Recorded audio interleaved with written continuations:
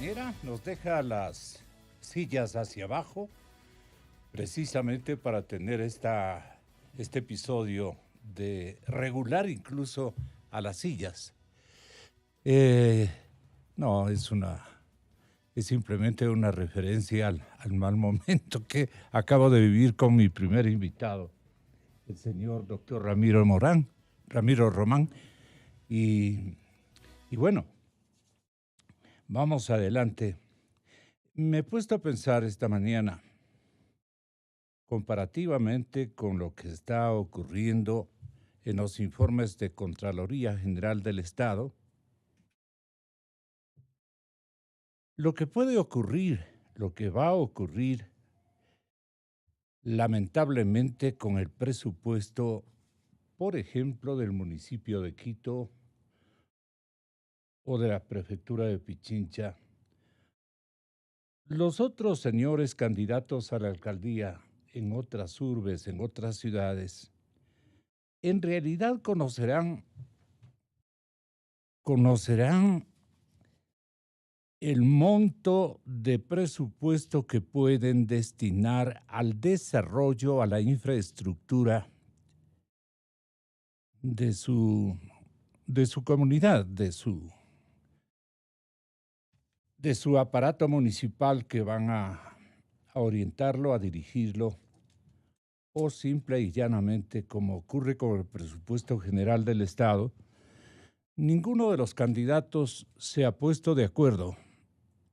Por ejemplo, en las deudas del gobierno. La deuda, dicen unos, llega al 55% del Producto Interno Bruto. Y eso no es así. La mayor parte de los señores que se aproximan a gobernar nuestro país debe ser entendido de otra manera. Hay que incluir deudas, bonos de corto plazo, y ahí por ejemplo, la deuda nacional comprometida. La deuda nacional comprometida supera el 70% del Producto Interno Bruto. En Chile, para que ustedes tengan una idea,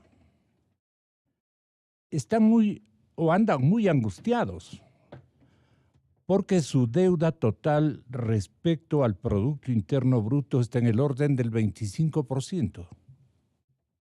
Y nosotros, señor ministro Richard Espinosa, Richard Martínez, no se haga problema con esta cuantía. Usted deja prácticamente vendido 3 veces más. O sea, ya comprometido, quiero decir, con vendido. 3 veces más. Necesitamos el 70% de todo el dinero que pueda recoger el erario nacional, queda comprometido en deudas. Queda comprometidos, obviamente, en salarios, en obras comprometidas. Y apenas será el 30%, el 25%, y eso en el mejor de los casos, con los cuales un nuevo gobierno puede patrocinar. En la campaña se verá, pues, ¿no?, un paquete de acciones impresionantes, lo que está ocurriendo con los señores candidatos a alcaldes. En la ciudad de Quito nadie sabe cuál es el margen del presupuesto municipal, que debe ser gigantesco, pero que llegará al 10%, al 15%, al 25%.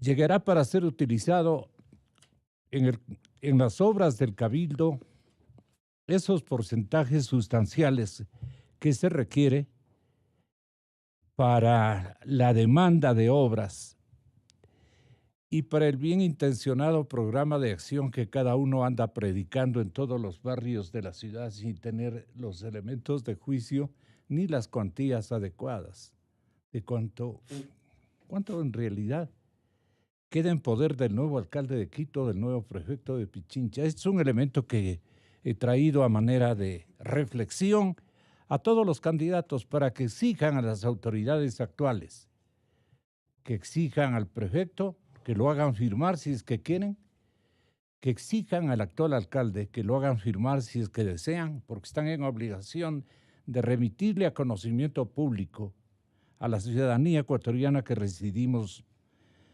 en estos territorios municipales y de gobierno provincial para conocer la verdad de lo que dejan y comparar con las exigencias o intenciones apenas de los gobiernos y de los candidatos que quieren comprometer enormes sumas de dinero y andan alabándose con planes de acción que cuando se les pregunte ¿y con qué plata van a hacer? ¿Qué es lo que vamos nosotros a intentar? Buscar justificaciones y buscar explicaciones, conocimiento cuantitativo de los candidatos, para que ustedes vean quiénes realmente les están comprometiendo realidades y otros que están optando por el camino de la demagogia. Yo tengo datos de la última proforma presupuestaria elaborada para el año 2019 en lo nacional, y tengo también datos muy importantes que los someteré a conocimiento y a reflexión de la gente para que comprendan y conozcan la realidad en que queda el municipio de Quito, que es lo más dramático, y también la prefectura no se quedará atrás, pero ya andan que anuncian de todo un poco. ¿Y con qué plata? Al mismo candidato Federico Pérez conviene preguntarle, ¿no? Él es un hombre más serio, entiendo que tiene mayores posibilidades de un éxito electoral, pero hay otros candidatos también que pueden sorprenderles con votaciones y con apoyos sociales muy importantes. Mil perdones por haber usado este tiempo, pero esta es la principal interrogante que tenemos este momento. Señoras y señores, mis invitados, el doctor Gustavo Medina y el doctor Ramiro Román, pues hay la posibilidad, no la posibilidad, sino que ya las autoridades correspondientes han mencionado que si la Florida, el estado norteamericano de la Florida, donde han residido los hermanos Isaías en los últimos años, supera sus anchas, diríamos, ¿no? Ejercitando lo que siempre ellos han ejercitado, negocios polarizados aquí y allá y en otras latitudes. Ahora, eso entre los potentados está de moda y es un ejercicio casi normal. Pero lo que quiero hacer entender es que los hermanos Isaías, que fueron detenidos en Miami, los dos millonarios, dice un titular del New York Times, no me estoy inventando. ¿Quiénes son los hermanos Isaías? Dice el principal periódico del estado neoyorquino. ¿Quiénes son los hermanos Isaías? Los dos millonarios ecuatorianos que fueron detenidos en Miami. Si quieren recibir las noticias y reportajes del New York Times en español, nos advierten a todos, nada más que tenemos que suscribirnos, y sería bueno hacerlo entre todas las élites, por lo menos intelectuales o profesionales de nuestro país, para estar al tanto de muchísimas cosas que aquí vienen a mentir las actuales autoridades. La prensa norteamericana no se queda en silencio, difunde, y ese es el fuerte que tiene el sistema capitalista, el sistema liberal. Dos millonarios de Ecuador que son fugitivos de la justicia de ese país fueron arrestados por las autoridades migratorias estadounidenses el pasado miércoles en la ciudad de Miami. Se llaman Roberto y William Isaías, de 74 y 75 años, que fueron llevados el miércoles a un centro de detención donde los inmigrantes indocumentados esperan ser deportados. Esto informó el día viernes pasado la Agencia Federal del Servicio de Inmigración y Control de Aduanas. Las familias de ambos hombres, las familias de ambos ciudadanos, donaron cientos de miles de dólares a las campañas políticas en Estados Unidos. ¿Ustedes conocían aquello? Las familias de los Isaías han donado cientos de miles de dólares a las campañas políticas en Estados Unidos mientras luchaban para permanecer en ese país. No quedó claro de inmediato qué fue lo que obligó a las autoridades, efectivamente, a realizar los arrestos, pero los comunicados del ICE indicaban que los hermanos estaban presentes de manera legal en la Unión Americana. Los hermanos Isaías son dos banqueros, según el New York Times, porque estoy leyendo una crónica ampliada del New York Times, no me estoy inventando, no es una crónica elaborada con mala hazaña acá en el país. No. Son contenidos que estoy leyendo del periódico neoyorquino. Los hermanos Isaías son dos banqueros que fueron repudiados en Ecuador por haber incrementado su riqueza a fines de los años 90. Justo cuando su banco colapsó, con lo que desaparecieron los ahorros de decenas de miles de sus clientes, y una corte ecuatoriana los condenó por malversación en el 2012. Fueron sentenciados en ausencia porque casi una década antes se mudaron al sur de la Florida.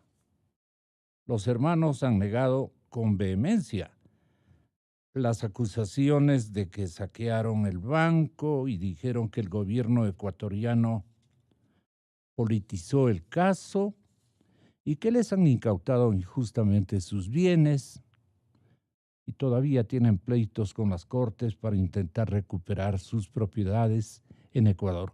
Esta es una panorámica del New York Times.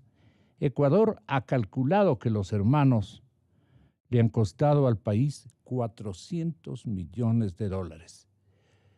Mis invitados en el estudio, el doctor Medina y el doctor Ramiro Román, coinciden con esta cuantificación que acabo de mencionar y que pertenece a la redacción del New York Times, importante rotativo de la metrópoli norteamericana. Le pregunto en primer lugar y en orden de llegada al doctor Ramiro Román. Preferiría que sea bienvenidos a mi profesor de la Universidad Central, el doctor Gustavo Medina, y siempre por su edad. ¿Qué tal alumno? Con todo el respeto. ¿Qué tal alumno era? Bueno, no quisiera hablar de eso. Bueno, ahí le damos. Sobrevivo, parece. Don distinguido alumno. A ver, doctor Ramiro. Bien. Bueno, buenos días, Gonzalo. Buenos Para días, mí es doctor. un gusto inmenso estar con el doctor Gustavo Medina. Realmente un saludo a todos, a todos los radioescuchas. Bien, mi punto de vista realmente es de que en el momento que pasó lo de los bancos en el Ecuador, que fue una de las crisis realmente, yo creo, sociales, que hicieron incluso posiciones de migrar tantos ecuatorianos. En ese entonces nos parecíamos mucho a Venezuela, pues. Los ecuatorianos salíamos porque el dinero que se había depositado en los bancos, incluido en el Filambanco, realmente lo único que hicieron es que como 3 millones de ecuatorianos estén en el mundo. Y eso realmente es una situación muy crítica. Una parte es esa. La segunda, ¿qué sucede? Porque nosotros no teníamos realmente un código penal que vaya directamente a hablar de personas jurídicas, un código penal que no tenía tampoco ninguna tipificación en derecho penal económico mayormente, y por consiguiente tuvieron que buscar algunos delitos que iban a ser interrelacionados en esa parte.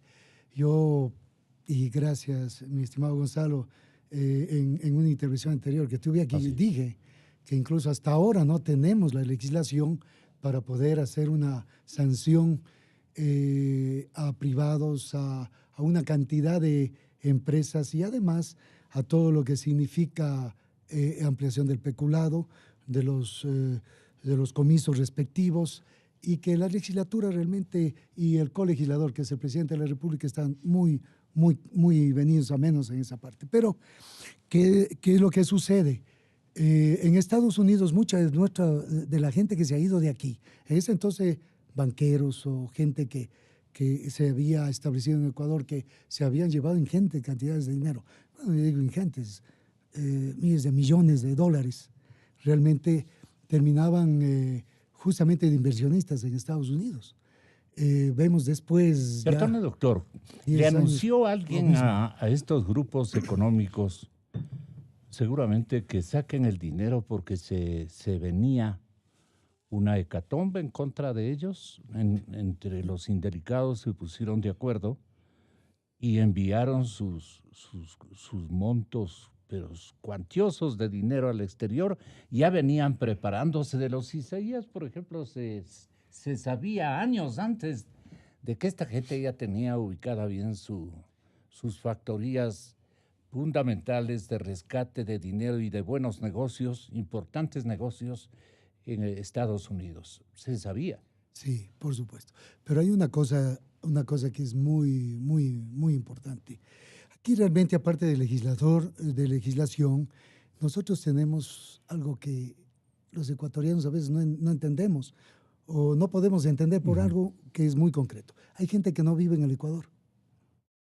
Hay gente que se va fuera del país, se lleva los recursos y por obvias razones no necesita vivir en nuestro país. ¿Pero? Mire, los señores Isaías, de lo que dice la prensa, por ejemplo, en el periódico El Comercio he leído, dice que han vivido como 20 años en Estados Unidos. Yo siempre pregunto, ¿qué pasó en 20 años? ¿Qué pasó con la justicia ecuatoriana en 20 años? ¿Qué pasó con la interrelación en 20 años? ¿Y por qué no regresaron al país extraditados? Si nosotros tenemos toda una capacidad de hacer extradición y serán ecuatorianos. Pero en el fondo, ¿qué es lo que tenemos? Lo que tenemos es de que hay gente que, si usted ve dónde aterrizan los aviones y aterrizan en Quito, usted ve la zona de Cumbayá, de Tumbaco, de las mejores zonas donde están viviendo o tienen algún inmueble donde llegan o tienen sus familias, y eso pasa en San Borondón, en Guayaquil.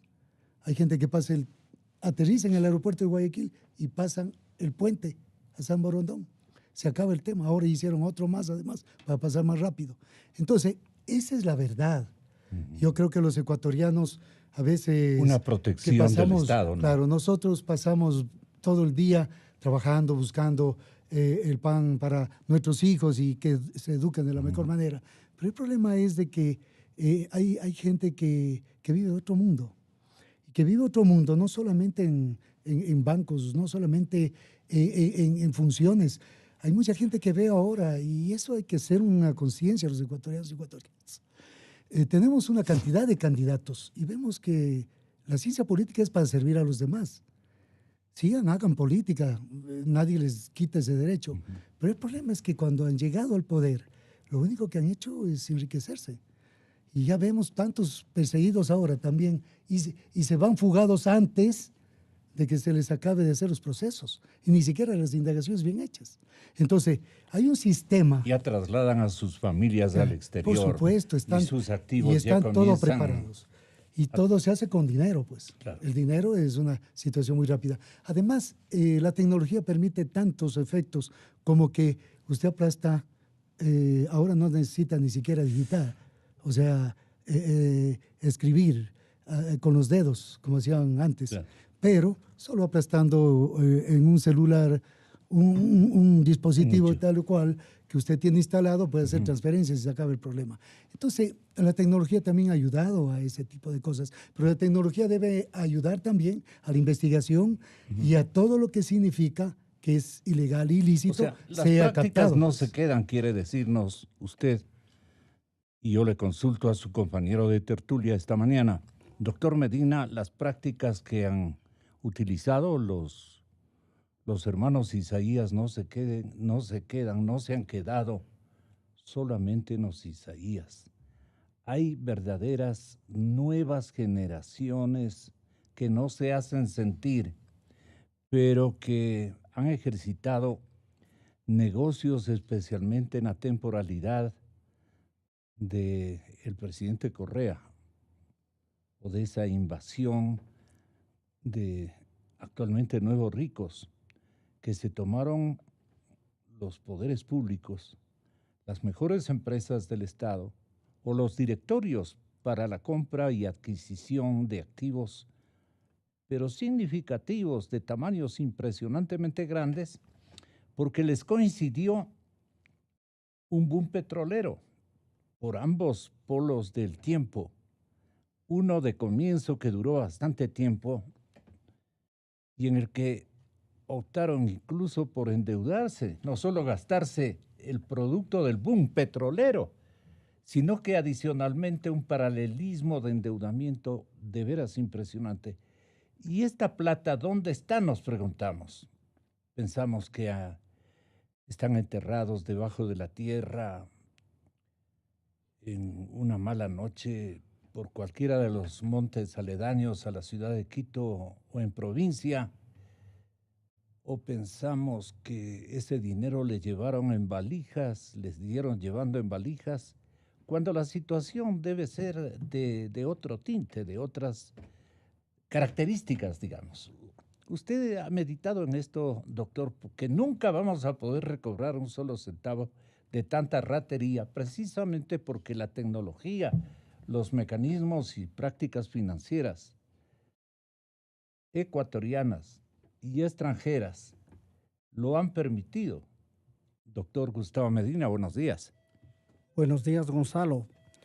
Un placer compartir esta tribuna de la democracia con mi distinguido amigo, colega y distinguido estudiante también de la Universidad Central, Ramiro. En lo que hace a su pregunta o a su inquietud.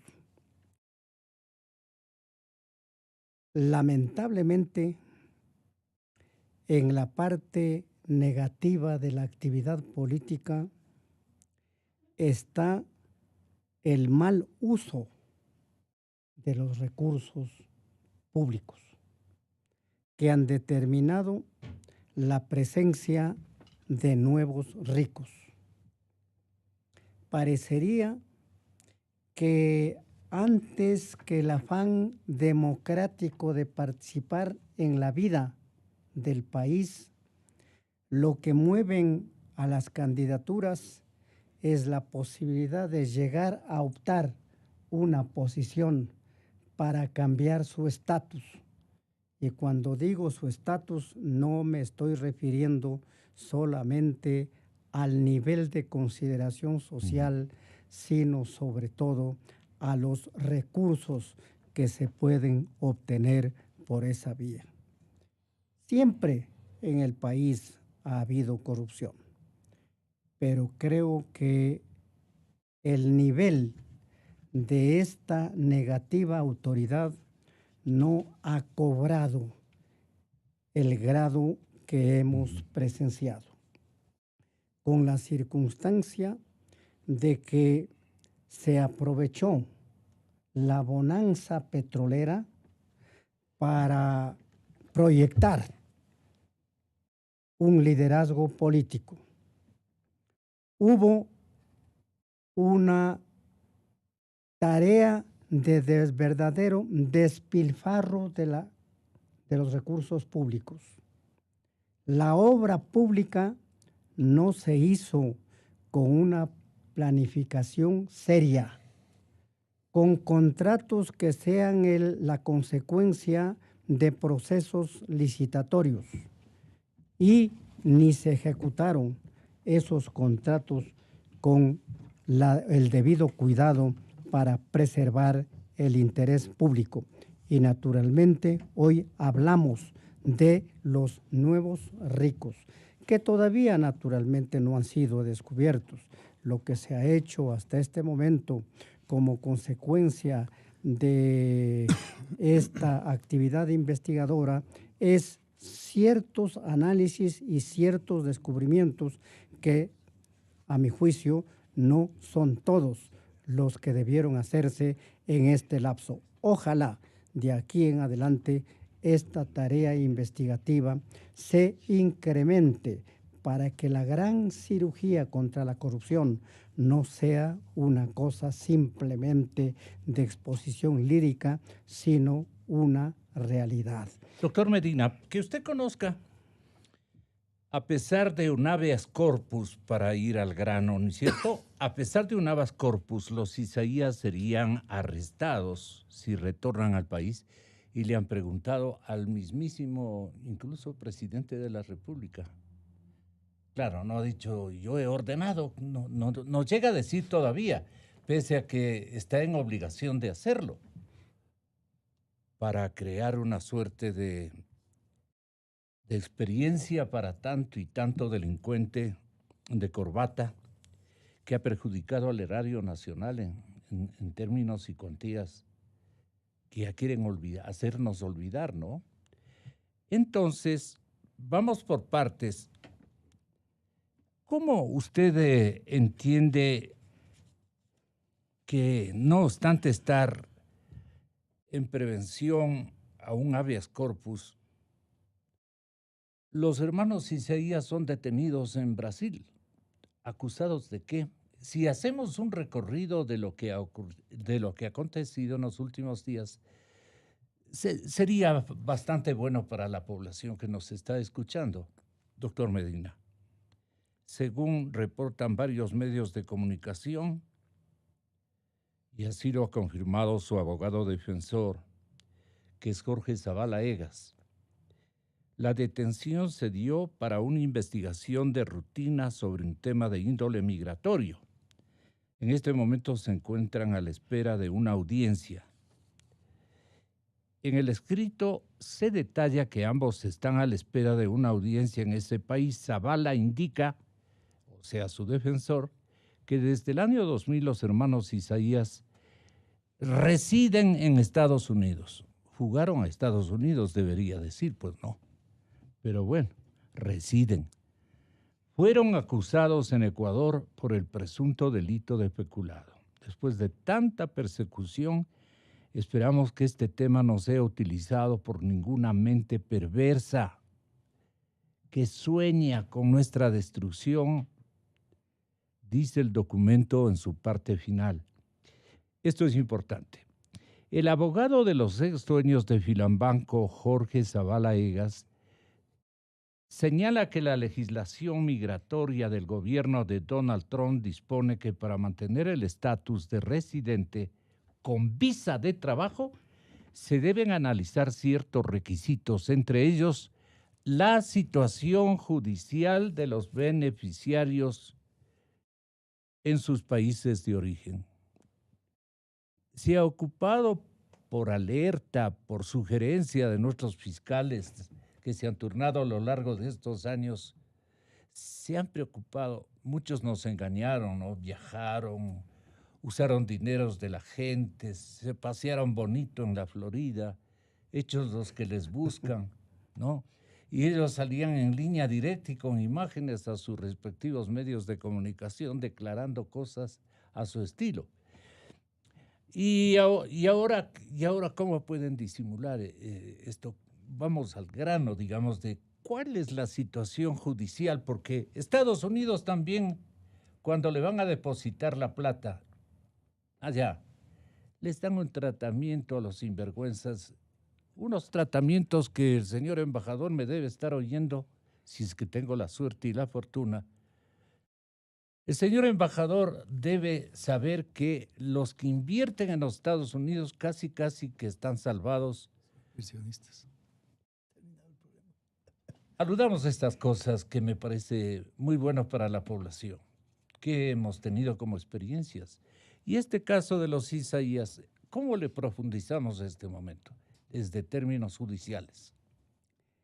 El tema de debate en este momento es el novísimo concepto de habeas corpus preventivo, resuelto por una sala de la Corte Provincial de Justicia del Guayas. A mí me parece que es una incoherencia conceptual hablar de habeas corpus preventivo, porque el habeas corpus, desde su nacimiento, con motivo de la Carta Magna Inglesa, año 1715, si la memoria no me es infiel, insurgencia contra el rey Juan sin tierra. Sí. El habeas corpus se concibió como una garantía para recuperar la libertad de una persona que había sido privada de ella arbitrariamente, ilegalmente, ilegítimamente. Esta conceptuación ha sido constante en nuestras constituciones y es en esencia también en la vigente Constitución. Si usted lee, Gonzalo, el artículo 89 de la Constitución de la República, con algún aditamento relativo a la preservación de la vida y de la integridad personal, es esta concepción la prevaleciente. Usted que tiene una voz melodiosa y melodiosa y cantarina, le ruego. El artículo 89 dice: la acción de habeas corpus tiene por objeto recuperar la libertad de quien se encuentre privado de ella de forma ilegal, arbitraria o ilegítima, por orden de autoridad pública o de cualquier persona, así como proteger la vida y la integridad física de las personas privadas de libertad. Inmediatamente de interpuesta la acción, esto ahí ya viene es ya el procedimiento, que es un procedimiento muy rápido, muy sumario. Pero la concepción... le hagamos oír a la ciudadanía la concepción, usando su palabra, que tiene el procurador judicial de los hermanos William y Roberto Isaías, el señor doctor Jorge Zavala Egas, que presenta esta acción habeas corpus preventivo. Usted dice, este señor se inventa, nos da esa impresión, porque no puede haber un habeas corpus preventivo, pero él lo utiliza este momento. Concretando que la sentencia penal dictada contra los Isaías no es definitiva, como efectivamente no lo es, porque está pendiente una acción extraordinaria de protección ante la Corte Constitucional, y que en consecuencia esa sentencia, para ser ejecutada, debe hacérselo en base al principio de proporcionalidad, de razonabilidad, que no sacrifique derechos más allá de los necesarios. Mi pretensión es que la presidenta de la Corte dictamina que no procede la extradición porque no hay causa probable que se haya cometido un delito que a su vez, como dice el convenio de extradición, sea delito en los Estados Unidos. ¿Qué le parece a usted, doctor Medina, y qué le parece a usted, doctor Román? No hay delito. Es lo que reclaman. Primero, aquello de que la sentencia penal recaída hace muchos años no es definitiva. Hasta donde llegan mis conocimientos, y espero que en esto comparta Ramiro, una acción extraordinaria de protección no es, nos han repetido, una cuarta instancia. Es un procedimiento constitucional que no suspende la ejecución de la sentencia, ni en lo civil ni en lo penal. Segundo, Cuando hablamos del principio de proporcionalidad, ese principio de proporcionalidad tiene que estar presente al momento de expedir el fallo correspondiente. El juez o tribunal debe aplicar este principio de proporcionalidad. Y tercero, cuando un juez o tribunal expide una sentencia condenatoria respecto de una persona que ha fugado del país, es su obligación legal pedirle al presidente de la Corte Nacional de Justicia que tramite la extradición de esa persona. ¿Quién debía haberlo debía haber hecho exigido, no invocado, exigido? El juez que dictó la sentencia penal contra los señores Isaías. ¿Recuerdan ustedes el nombre, doctor Román? Eso sí ya me es... Bueno. Le dio amnesia. Voy a dar primero mi punto de vista, mi criterio. Yo respeto el criterio de todos. Respeto el criterio de mi maestro, Gustavo Medina, y respeto el criterio del profesor Zavala Egas. Bien, mi punto de vista es este. En el algo de derechos humanos, en los estándares internacionales, tenemos varios tipos de habeas corpus. Y dentro de eso sí se habla de habeas corpus preventivo. El planteamiento de habeas corpus preventivo está dado justamente en el estándar internacional. Y dentro de eso, por obvias razones, tengo entendido que están aplicando aquella posición, porque ha habido criterios incluso de la Corte Interamericana que han manifestado. ¿La aplicación es correcta para el caso de Mire, los Isaías? Lo preventivo es cuando no está presente la persona. Ejemplo, en Ecuador, Clever Jiménez, Fernando Villavicencio, Carlos Figueroa. Bueno, concretamente Carlos después ya salió del tema, terminó preso, vino a ver a su mamá, etc.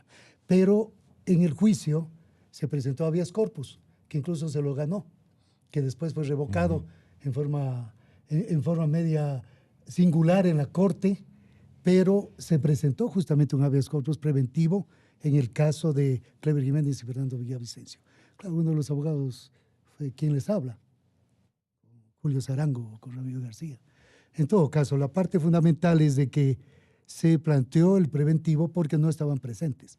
Pero aquí en el Ecuador. Por supuesto, en el Ecuador. En el Ecuador. Y está haciendo lo mismo, tengo entendido, el doctor Zavala en Ecuador, en una corte de Guayas, y en esa parte, por obvias razones, sin cuerpo, está aquí. ¿Por qué? Porque el habeas corpus como esencia, al comienzo, aparece estableciendo que tenía que ser cuerpo presente. Lo teníamos en el tiempo de los Alfaro y todo, y se hacía habeas corpus con cuerpos presentes cuando estaban presos. Pero acá estaban prófugos, habían sido perseguidos, estaban en Sarayaku, y claro, no podían estar presentes. Entonces, quien planteó fueron los familiares, o también podíamos hacer hasta los mismos abogados para recurrir de una situación. Pero bien, vamos adelante. La segunda parte, realmente lo que tiene que ver, y que esto estoy totalmente de acuerdo con el doctor Gustavo Medina, es de que se habla de que por parte del doctor Zavala dice, por cuanto no existe una condena judicial definitiva. Quiero dejar claro una cosa. Hoy de mañana venía escuchando justamente a quien leer muy bien las noticias en esta emisora. Verónica Rosell. Gracias, por supuesto, doña Verónica hace un énfasis en la consulta que hacen a los actuales ministros de la Corte Constitucional, que dicen que hay como 5,000 y pico de causas represadas en la Corte y que 3,000 y pico de causas que están para calificación justamente deben tener mucho cuidado, porque en la acción de este amparo judicial que plantea el doctor Jorge Zavala realmente no cumplen los requisitos, porque la Corte Constitucional se tiene que dedicar a otras cosas. No es la cuarta instancia. En eso hay una confusión, pues. Aquí se está estableciendo, por obvias razones, como que fuera un recurso más de la tercera, sería de la casación. ¿Y cuál es la cuarta instancia? Porque hablan también del Consejo de Participación Ciudadana como quinta. No, lo que pasa es que aquí se habla de beneficio y cómo se quiere hablar. Claro. Yo quiero dejar claro una cosa. Primero, ese recurso tiene que presentarlo cuando está ejecutoriada la sentencia. Y eso me imagino que hicieron. Entonces, para mí una contradicción directa. No sé realmente en esa parte qué es lo que pasa, pero sí creo que sí, había ejecutoria de la sentencia de casación. Debieron haber aceptado en la Corte Nacional Claro. un recurso que vaya No, es la a sala solucionar el tema. especializada de lo penal de la Corte Provincial del Guayas, que falló a favor de los hermanos Roberto y William mediante providencia emitida el 21 de febrero, aceptando el habeas corpus preventivo solicitado por su procurador judicial Jorge Zavala Egas.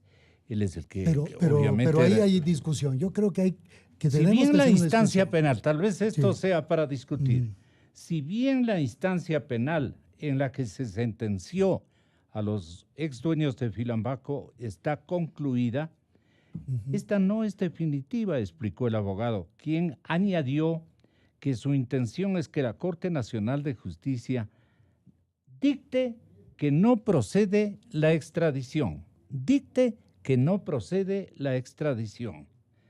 Ese es el objetivo estratégico del procurador.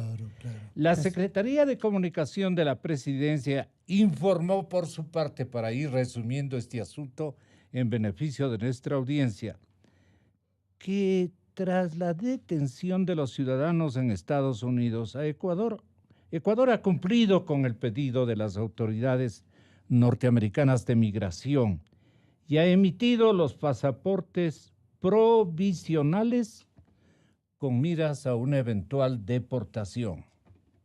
Sobre todo, sobre los dos ciudadanos, existe el pedido de extradición de la justicia ecuatoriana y pesa una sentencia de 8 años por el delito de peculado bancario, a lo cual ya le sentenciaron. Tiene que cumplir. Por lo tanto, a su llegada al país van a ser arrestados. La opinión de ustedes es, aparte de arrestarlos, tienen que hacerles cumplir los 8 años, seguramente faltan 7 años y más. No sé si hay algún castigo adicional en términos de tiempo de prisión. Creo que no debe existir aquello, sino que no creo que estuvieron, sino, doctor Medina, nunca o unos pocos meses. ¿Cómo podríamos inventariar el cumplimiento de la sentencia? 8 años. ¿Y cómo es que se fugaron? ¿Antes o después? Háganos memoria si son tan amables. ¿Antes o después de este acto que motivó la salida intempestiva de los hermanos Isaías? Si fue antes, entonces, ¿cómo es que les condenaron en solitario los señores jueces? Porque es imprescriptible y es sin presencia de las personas. Pues, o sea, en ese entonces y toda la vida el especulado en el Ecuador ha sido así. Pero no quiero quitarle la palabra al doctor Gustavo. Era comenzando con usted. Solamente hago esa observación.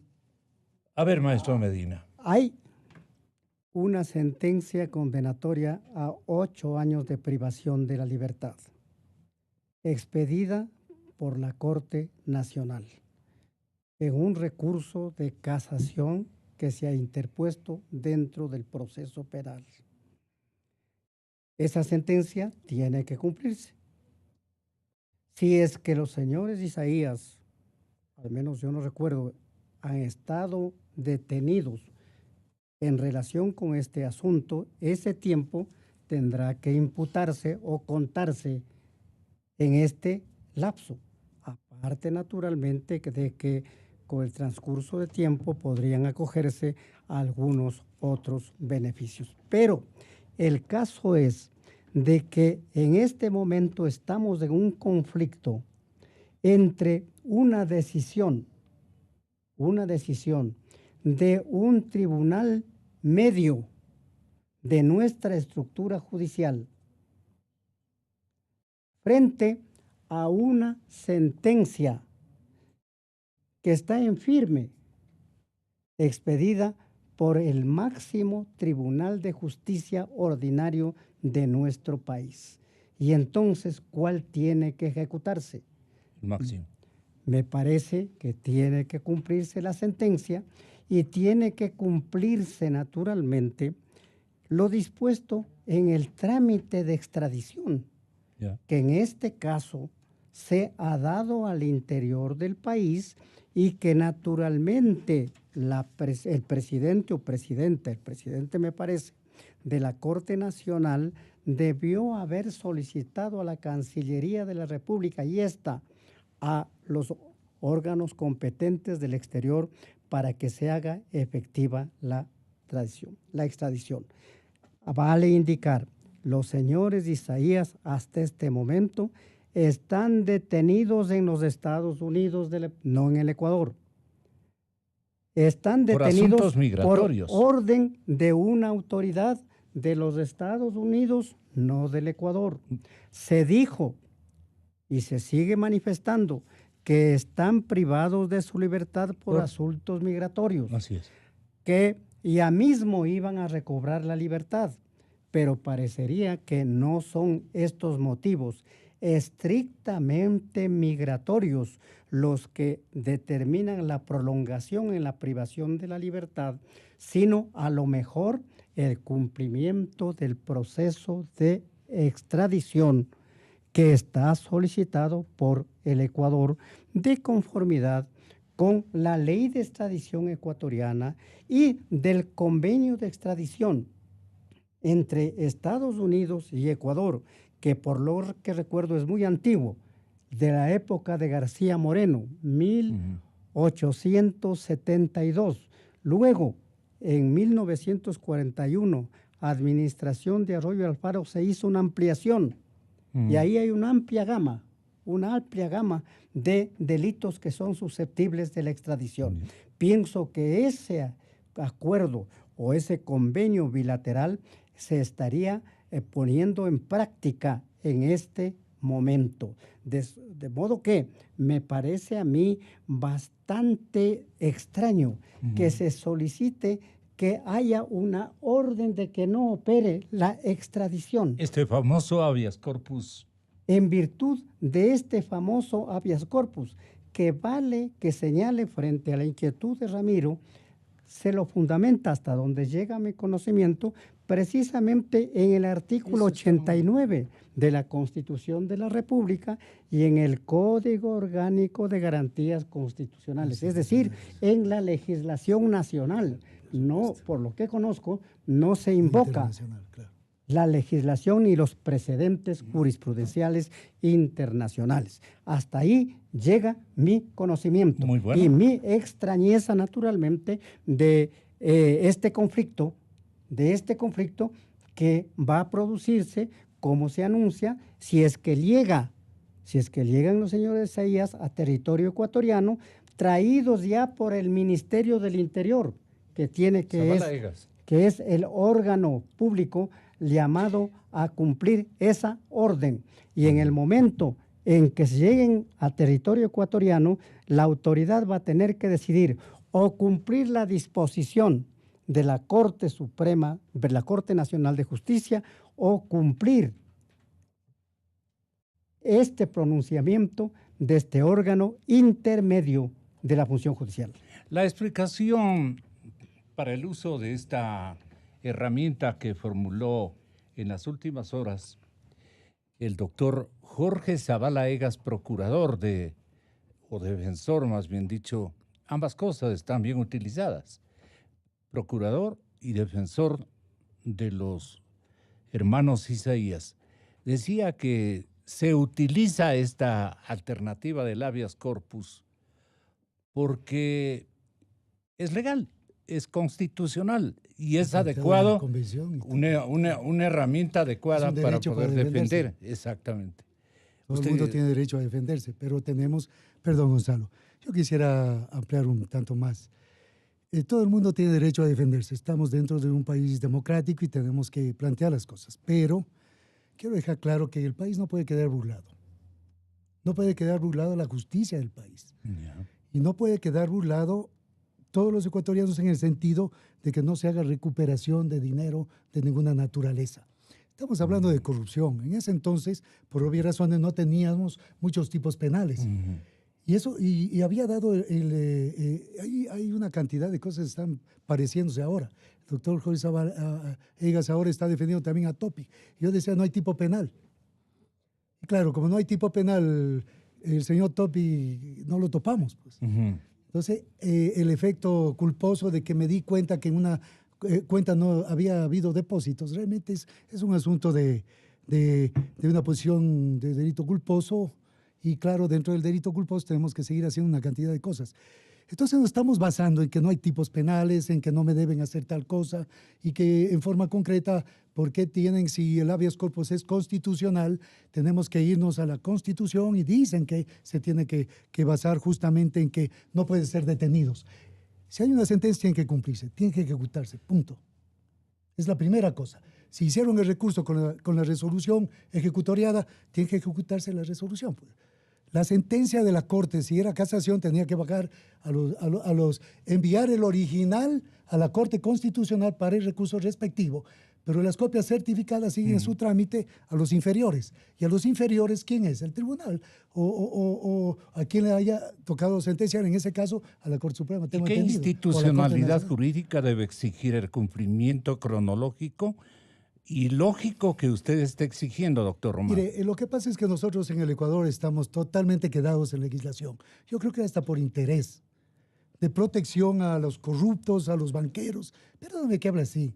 O sea, sí. Yo debemos creo que inventar otras. uno que algo entiende de derecho penal se enerva cuando estas posiciones realmente se ven, porque no tenemos tipos penales, no se crean o se hacen a medias, o se quitan un término, o se ponen verbos rectores diferentes. Entonces hay impunidad total. Yo creo que si hablamos de derechos humanos y hablamos de delitos contra la administración pública, tenemos que hacer cumplir las leyes. Esto es para un titular gigante, ¿no? Lo que acaba de mencionar Ramiro Román. Realmente creo sinceramente, no que me pongo indignado, ni mucho menos. Yo que soy un abogado litigante, pero siempre creo que dentro de esta exposición tiene que el Estado ecuatoriano hacer cumplir y respaldarnos a todos, y la Fiscalía pronunciarse. Son más de 400 millones de dólares. No podemos quedar en la impunidad de las cosas. La cuantía no es y que un habeas corpus de los jueces que yo creo que van a tener que ser juzgados. Sí. Desde mi punto de vista, no se puede encontrar ley expresa, pues.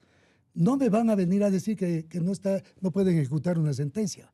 Y que no vengan a decir que en el aeropuerto no les pueden decir nada a los señores Isaías o a las personas que los traen, como el señor Poli y a tantos otros, que hasta ahora porque la condena sin pena los tenemos fuera del país.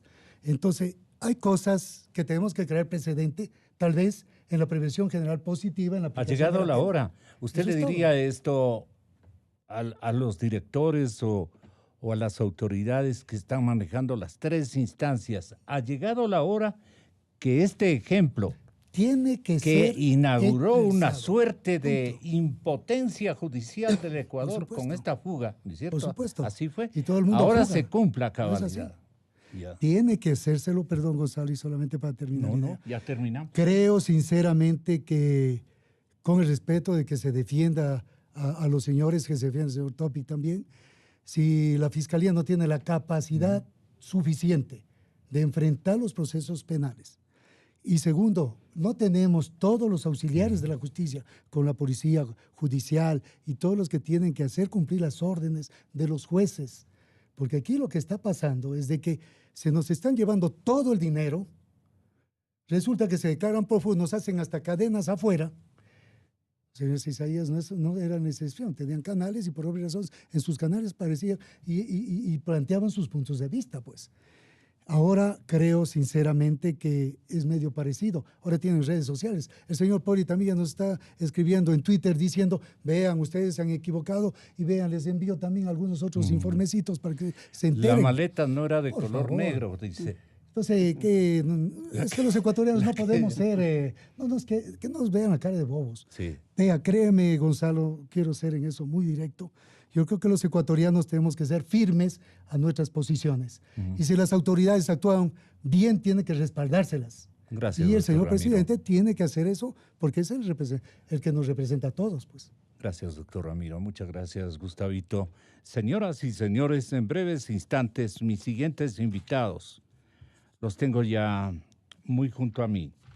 Voy a dar paso a unos comerciales si son tan amables. Inicio de espacio promocional y publicitario. Ser primero